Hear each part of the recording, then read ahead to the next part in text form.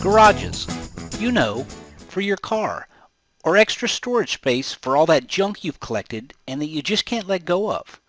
So let me ask you, do you know what size garage you need? And to help answer that question, I have Chris McDonald from Garages on the phone with us today. Chris, how you doing today? I'm doing great, Ken. How are you doing? Good, awesome. Glad you could be here with us. So Chris, I have some questions that I come through every day and I thought you could help answer. Sure. Okay, so let's go ahead and just get started. What kind of garages do you carry? Well, that's a good question. We have all different sizes and all different kinds. It's really up to the customer. We do everything starting from a little 12 by 12 to something bigger, as big as a triple wide that's enclosed on all sides. Basically, the way we define a garage is anything that has four walls and some roll-up doors, and that's where you park your vehicles, your ATVs, your RVs, your utility trailers, anything of that sort. There's three different roof types. You've got your regular style, which has a more rounded look to it. The eave actually kind of rolls over the top of the leg about 6 or 8 inches. Then we have the boxed eave, which is a style where it's looks more like a house. It's got an overhang on it about 6 inches on each side. And then you have our vertical roof, which is the exact same profile as the boxed eave, but the difference is that the panels run from the peak to the eave, so they're running vertically. And that's one of my favorites, and I'll tell you why, is because it allows all that water and debris to roll off so it doesn't hang up there on the ribs.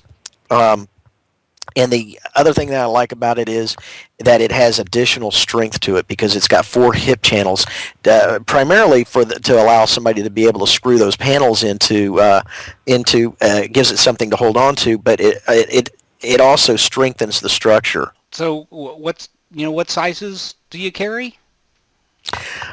We start out with like a 12 by 21. Of course, it can be smaller than that. That's just where the beginning price is.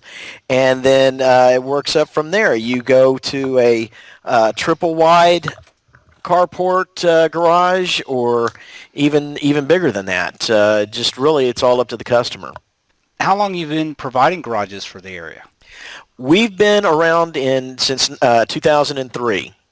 Okay, so You've done this for quite a long time. You obviously know what you're doing. Yeah, it's been a while. It's been an educational journey, and the one thing that I pride myself on and our people on is that we do educate ourselves so that we're able to educate the customer. Okay, fantastic. And what kind of things over the years have you seen, garages being used for? Just about everything. Of course, as a garage for your car. I've had somebody just the other day who has a limo service who he parks all of his limos in there. He got one that was 36 feet wide and it was over 60 feet long, and he uses it to park all of his limousines in it. You can park just about anything, as I mentioned earlier, ATVs, utility vehicles. Guys have used them as a place to work on their vehicles, as a workshop for their hobbies, just about anything. Okay, almost like a man cave. Exactly. Okay, so if that's the case, do you actually need to have roll-up doors, or could it be just almost like a shop? Absolutely not. You can create just a workshop with if you want a couple of windows and a walk-in door. We call them a walk-in door or a personnel door. They're 36 inches wide by 80 inches high, and then our windows are 30 by 30, and you just place them wherever you want. You don't even have to make that decision until they get out there to install. Oh, wow. Okay, that's fantastic. So let me ask you, if somebody's ready to get started, what do they need to do? First thing you need to do is pick up the phone and give us a call, and we can walk them through the process. There's going to be questions that are asked on our end and questions on their end, and as soon as we figure out exactly what the customer wants and needs, we fill out some paperwork and get a deposit, and we're good to go. Okay, so there's a deposit. What are we looking at as far as the deposit? The deposit is usually 10% down. If it's over $2,500 on the entire building, then it's going to be 12%. But it's a minimal cost at the beginning, and then it takes about anywhere from 2 to 4 weeks to get the building in, depending on several circumstances. But once it gets delivered, it's set up that day, and then they just pay the installers the difference after they're satisfied that it's been done right.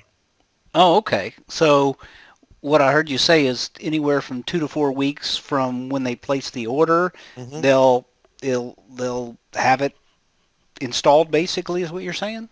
Oh yeah, that day. Okay, and then at that point is they pay the balance. So Right. Okay, well, fantastic. That sounds great. All right, well, that's all I have today. I appreciate your time. I think that's helped a lot of people. Questions that come in that I see all the time. I appreciate your time, and I'm sure we'll be talking to you again soon. Thanks a lot, Ken. Good to talk to you. Take care. Bye-bye. All right, bye.